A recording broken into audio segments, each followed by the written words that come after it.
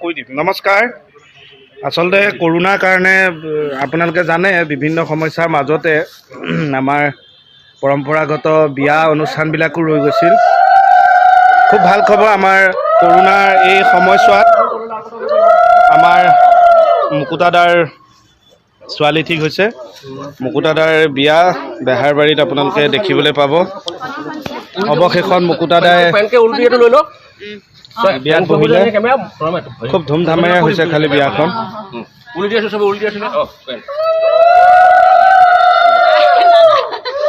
চব ৰৈ আছে।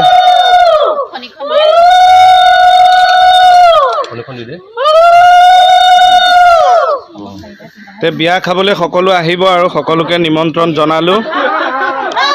কি খুৱাব পাৰোঁ নাজানো আৰু, দায়িত্ব মই লৈছোঁ। মাটিখিনি এতিয়া গোটেই খৰচা মই লৈছোঁ আৰু, গতিকে কি খুৱাব পাৰোঁ মই নাজানো।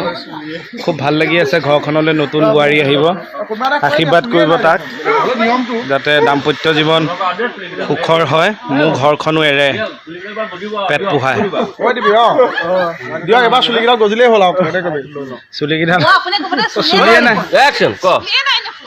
চুলিয়ে নাই। গজিব 9 মইনা চুমা পৰশ চুলি গজি উঠিব আৰু দিয়া।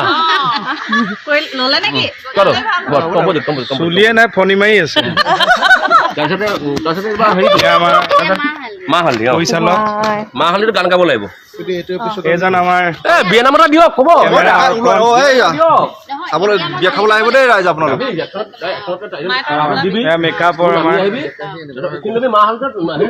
এয়া মোহনৰ ককায়েক। মাহালিখনতো এক্সট্ৰাকৈ ল'ব লাগিব দেই। কমলে এয়া পিন্ধি বিয়ালৈ যাবি? কুৰ্তা চুৰ্তা লগাই ল'বি। দিবদা কুৰ্তা তোলে, সেইটো আন্নাত থোৱা নিচিনা লাগিব, হয়নে? এয়া আমাৰ শৰ্মাদাৰ মাজতে বিয়া হৈ গৈছে, গম পায় নহয় কেনেকুৱা বিয়া অনুভৱ এতিয়া দাম্পত্য জীৱনত।